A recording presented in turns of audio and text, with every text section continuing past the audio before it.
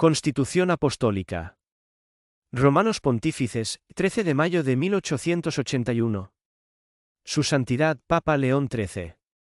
El siervo de los siervos de Dios a la memoria perpetua de la cosa. Por el cual se definen algunos cabezales de controversia entre los obispos y misioneros regulares de Inglaterra y Escocia. Nuestros predecesores pontificios romanos siempre fomentaron a la famosa nación inglesa con un sentimiento paternal de caridad, y la historia da testimonio de sus monumentos y del feliz recuerdo de Pío IX en las Cartas Universales de la Iglesia en Calais.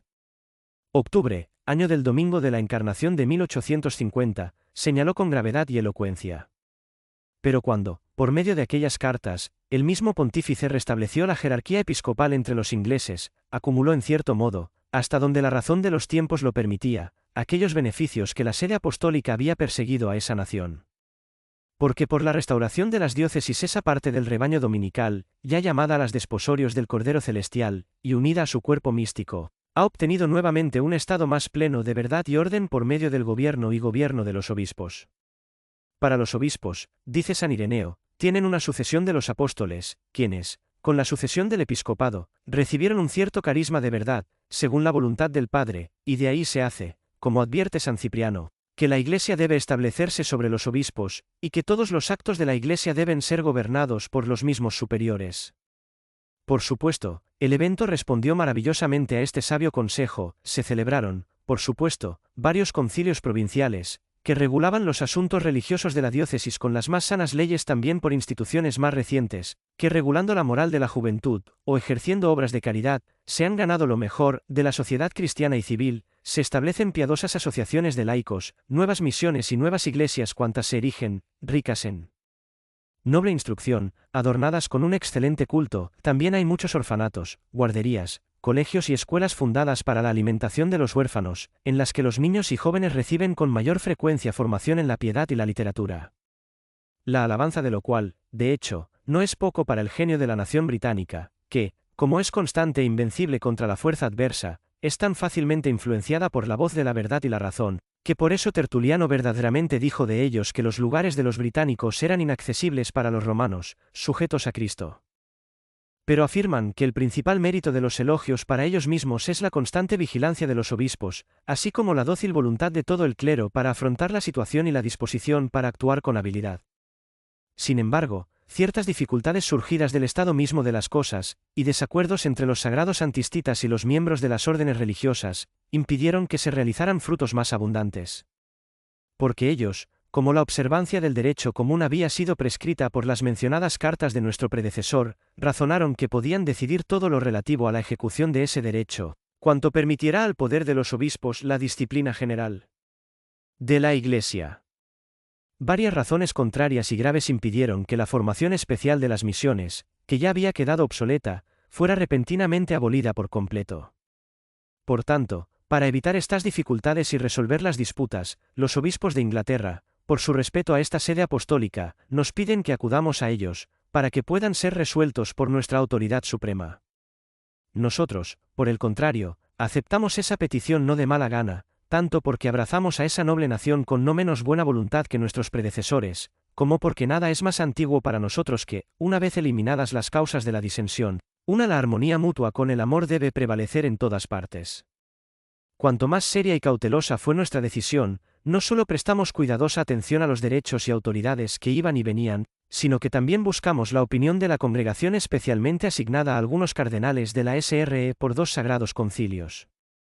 Uno de los cuales se encarga de facilitar los asuntos de los obispos irregulares, el otro de los cristianos que difunden el nombre estos, después de haber examinado atentamente todas las cosas que entraron en deliberación, y habiendo sopesado religiosamente las razones importantes que se esgrimían por ambas partes, nos explicaron fielmente lo que les parecía más justo y mejor decidir sobre cada cuestión en el proceso. Caballero. Por tanto, habiendo oído el consejo de los cardenales antes mencionados y habiendo comprendido perfectamente la causa, pronunciamos nuestro juicio final sobre las controversias y dudas que han suscitado esta Constitución. Aunque la colección de asuntos que se requieren discusión es múltiple y diversamente complicada, pensamos que todos ellos pueden reducirse convenientemente a 3 puntos principales, el segundo de los cuales se refiere a la exención de las familias religiosas de la jurisdicción episcopal, el segundo se refiere a los ministerios que ejercen los misioneros regulares, El tercero comprende preguntas sobre los bienes temporales y el uso al que deben convertirse. En cuanto a la exención de las normas, las disposiciones del derecho canónico son ciertas y bien conocidas.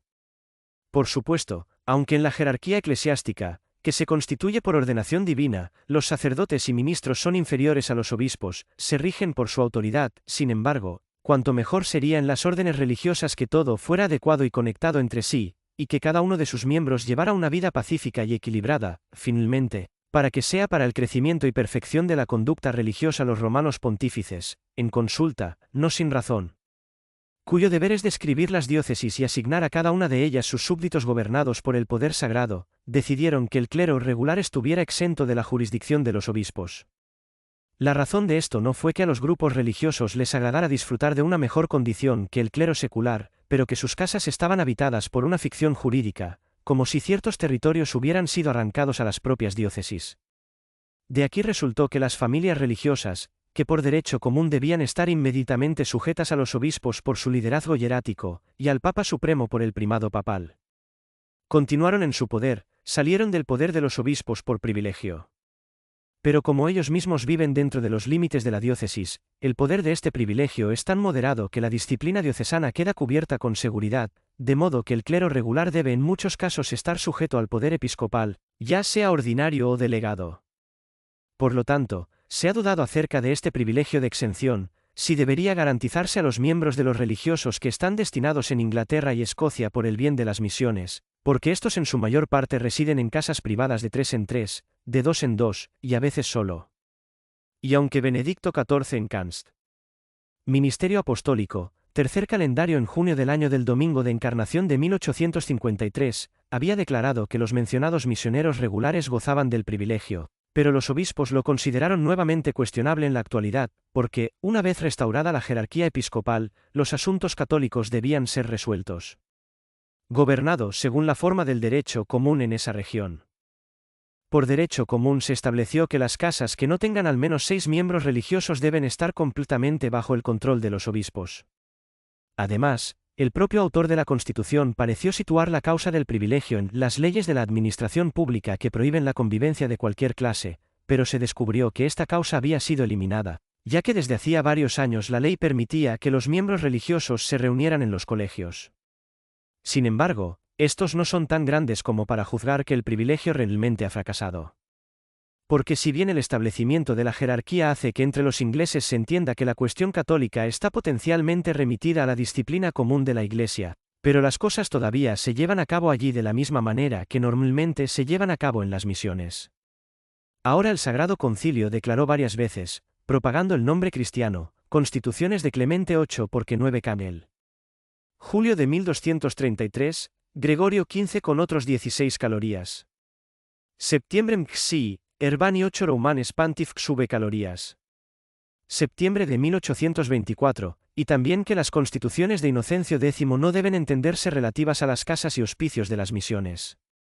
Y con toda razón, porque si bien durante mucho tiempo había sido dudoso si los religiosos enviados a los indios para el cultivo de las almas debían ser considerados como si vivieran fuera de los muros del claustro y, por lo tanto, se les ordenaba estar sujetos a los obispos bajo la ley de Trento, eso el pontífice había decretado por la Constitución de los religiosos del 6 de noviembre que los religiosos del MDCI vivan dentro de barreras, por lo que, en lo que se refiere al cuidado de las almas deben someterse al ordinario del lugar, en lo demás, sin embargo, no a ordinario del lugar, sino que quedarán sujetos a sus superiores.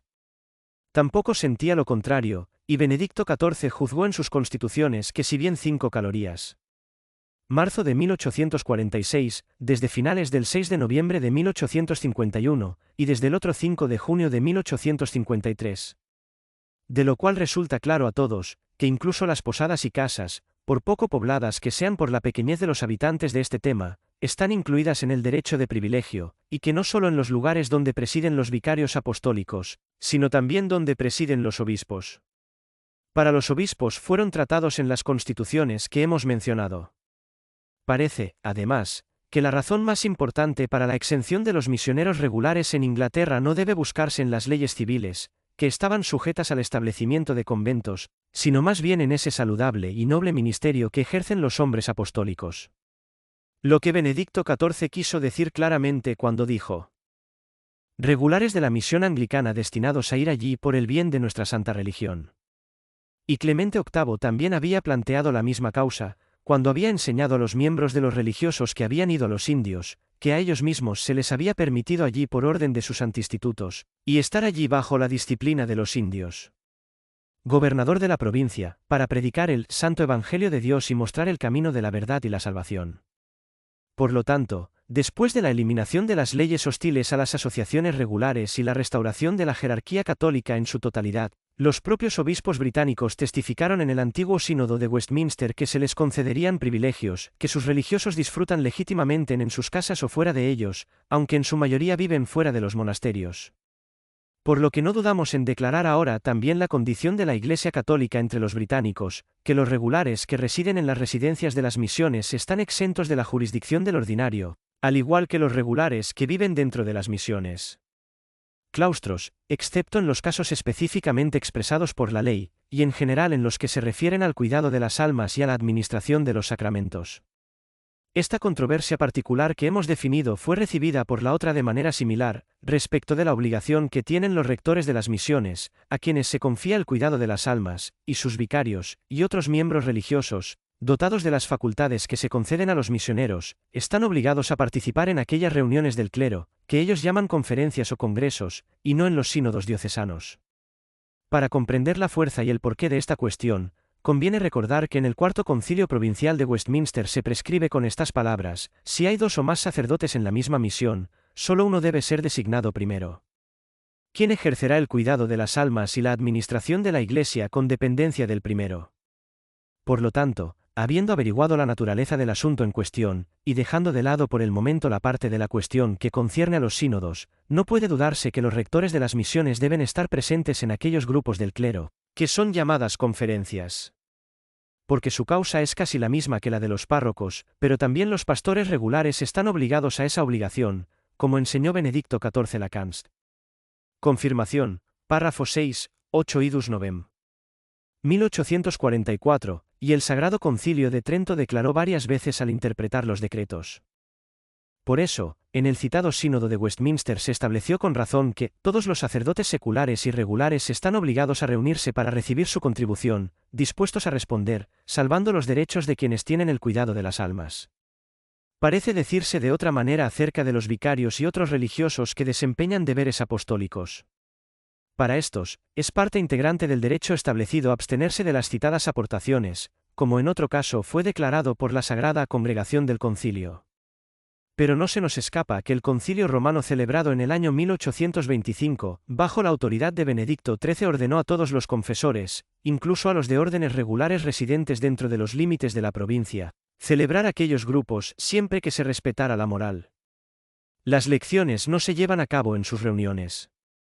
Pero como parece que no hay manera de hacer sin efecto lo que se está realizando, el Sagrado Concilio, propagando el nombre cristiano, pensando con razón que las reuniones domésticas regulares en algunos lugares de las misiones serían de poco fruto a causa del pequeño número de miembros, ordenó a todos y cada uno de los que allí estaban activos que asistieran a las reuniones del clero.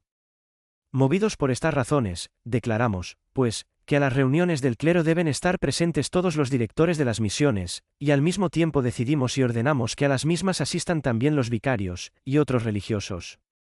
Hombres dotados de las habituales facultades misioneras, que habitan los hospicios y pequeñas casas de las misiones. Respecto al deber de convocar al sínodo, la ley tridentina. También se celebran cada año sínodos diocesanos, a los que están obligados a asistir todos los exentos que, de otro modo, habiendo dejado de estar exentos, deberían asistir, y que no están sujetos a capítulos generales. Pero en lo que respecta a las iglesias parroquiales o seculares también adscritas, quienes las cuidan, sean quienes sean, deben asistir al sínodo. Que ley he ilustrado brillantemente. Benedicto XIV. De hecho, tampoco pensamos que el decreto de Alejandro VIII, 3 calorías. En abril de 1891 se dispuso que acudieran al sínodo los abades, rectores, prefectos y todos los jefes de las casas religiosas que Inocencio X había sometido a la autoridad de los obispos. Puesto que las constituciones de Inocencio no afectan a los hombres apostólicos que se dedican a misiones sagradas, se comprende fácilmente que el decreto de Alejandro VIII no se aplica a aquellos de quienes acabamos de hablar. Por lo tanto, a esta última parte de la pregunta respondemos una cosa, que los decretos del Sínodo de Trento deben mantenerse. La siguiente cuestión se refiere a la apelación a la interpretación que hicieron los obispos de los decretos sinodales. Porque también los religiosos deben cumplir estos decretos en lo relativo al cuidado de las almas y a la administración de los sacramentos. Y en otras materias, en las que los institutos canónicos ordenan que estén bajo la jurisdicción de los obispos. De hecho, no se puede dudar de que estas interpretaciones son un desafío a la sede apostólica. De hecho, los autores de Gelasio y Nicolasi querían que los cánones apelaran a ella desde todas partes del mundo, pero a nadie se le permitió apelar a ella. Por lo tanto, solo se puede poner en duda la fuerza y el efecto de este recurso. Pero esta duda se disipa fácilmente si se hace una distinción adecuada de las causas. Es, por supuesto, justo recurrir a los regulares en la devolución solo en lo que se refiere a la interpretación de los decretos, que de derecho común, sean ordinarios o delegados, afectan también a los regulares, de hecho, para la interpretación de otros decretos también en estado suspensivo.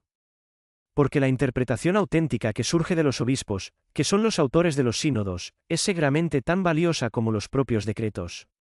De lo cual es enteramente consecuente que a los miembros religiosos les está permitido apelar de la primera clase de decretos con el mismo derecho y en la misma forma en que está permitido a cualquier persona de la diócesis apelar de la ley general, es decir, en devolución, 16.